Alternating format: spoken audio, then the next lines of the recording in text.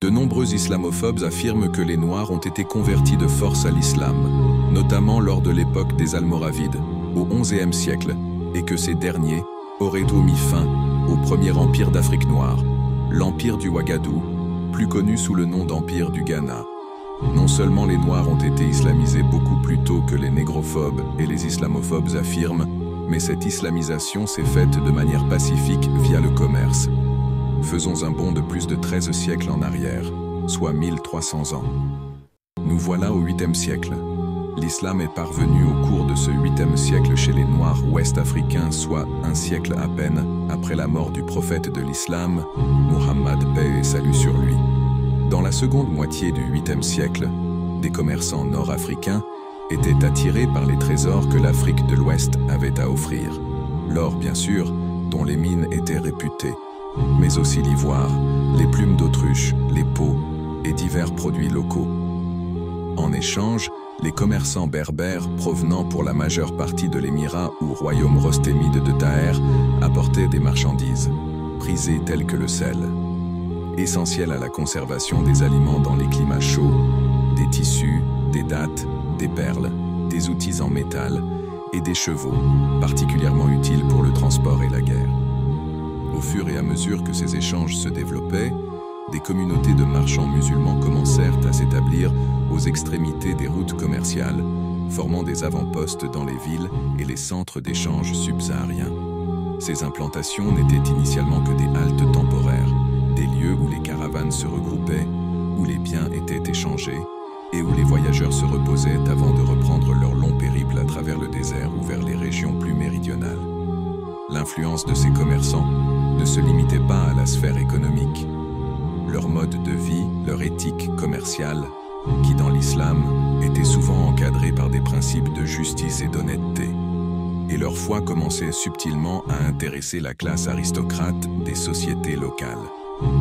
L'islam offrait un cadre juridique et commercial sophistiqué, comprenant le droit des contrats, les systèmes de crédit et des réseaux d'information étendus, des outils précieux pour le commerce à longue distance.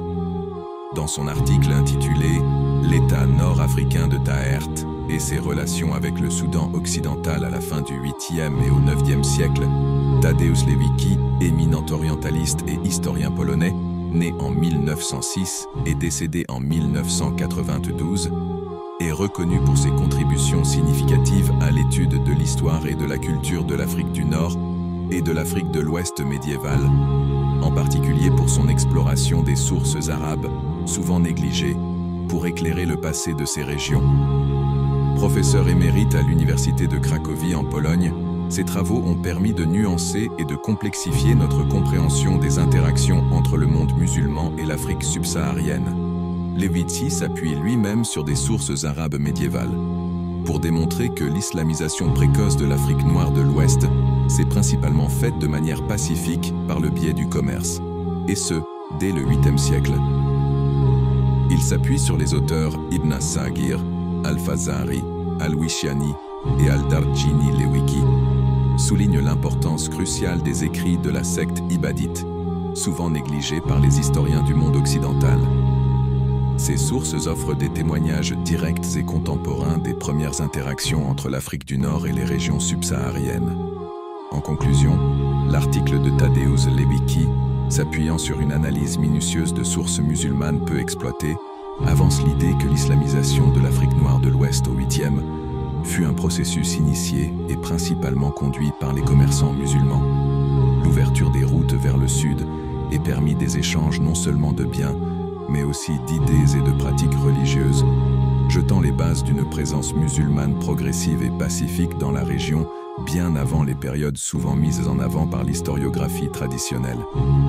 Son travail a ainsi contribué à une compréhension plus nuancée et plus ancienne des racines de l'islam en Afrique subsaharienne. L'article « The Spread of Islam in West Africa, Containment, Mixing and Reform from the 8th to the 20th Century » ou « La propagation de l'islam en Afrique de l'Ouest, contention, mélange et réforme du 8e au 20e siècle » est une publication de Magary Hill, affilié à l'Université de Stanford, en Californie. Cet article offre une synthèse de l'histoire complexe et graduelle de l'implantation et de l'évolution de l'islam en Afrique de l'Ouest, couvrant une période de plus de 1000 ans.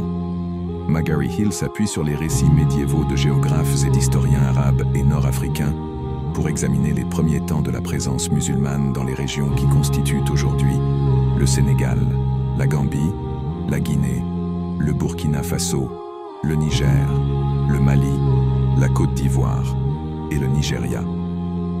L'article explore les diverses motivations avancées par les spécialistes pour expliquer les conversions à l'islam, l'attrait du message spirituel de l'islam ou du prestige lié à l'alphabétisation en arabe dans la construction étatique.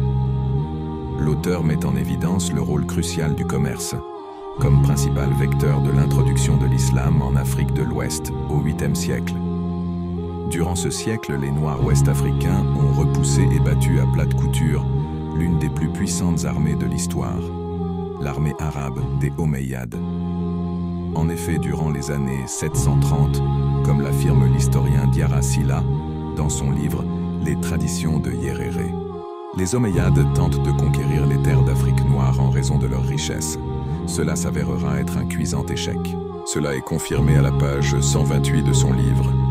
Robert Corvenin, historien de renom, étayera et confirmera la victoire des Noirs sur les Arabes dans son ouvrage « Histoire des peuples de l'Afrique noire » à la page 245. André Berelowitsch et son concordant Ilios Yannakakis feront de même dans leur ouvrage « Histoire du monde », des dates, des hommes, des faits en page 20. Remarque très intéressante, l'écrivain du XIVe siècle Ibn Khaldoun affirmera dans son ouvrage Kitab al-Ibar, où livre des exemples, que des marchands omeyyades s'étaient introduits en Afrique noire de l'Ouest et que ces derniers n'ont guère trouvé de roi plus puissant et redoutable que les souverains de l'Empire du Ghana. Cela fait également penser aux propos historiques tenus par l'auteur et géographe arabe du Xe siècle, Ibn Hawqal, qui s'étant rendu sur place chez les Noirs, a affirmé dans son livre Suratul Ard que le Tunka, à savoir le souverain de l'Empire du Ghana, était le plus fortuné qui soit sur la surface de la terre, à cause de ses grandes richesses et la provision d'or pur extraite du sol depuis la plus haute antiquité. Ce n'est pas tout. L'auteur et géographe andalou du XIe siècle Al-Bakri affirme dans son ouvrage que des mosquées existaient déjà, bien avant que ne naissent les Almoravides. C'est dans son kitab Al-Masalik ou Al-Mamalik.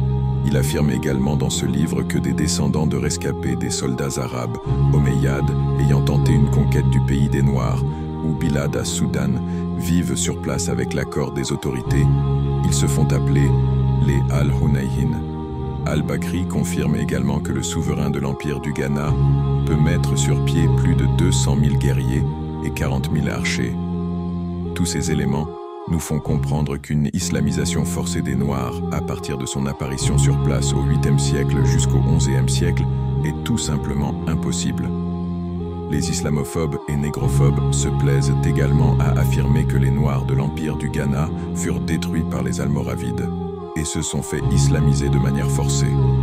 En réalité, l'Empire du Ghana existait encore au XIIIe siècle, alors que les Almoravides n'existaient déjà plus en 1147.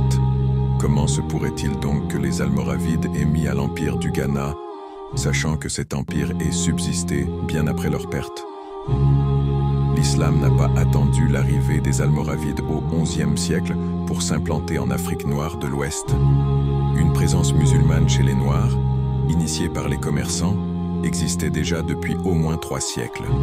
Les Almoravides n'ont en fait occupé que temporairement la capitale de l'Empire du Ghana, Koumbi Saleh. Ils n'ont en aucun annexé l'Empire du Ghana dans son entièreté. L'occupation de la capitale ne durant pas plus de 10 ans, Abou Bakr Ben Omar, chef almoravides, fut neutralisé et abattu en 1087 par les guerriers noirs lorsqu'ils tentaient de conquérir le territoire de l'Empire du Ghana.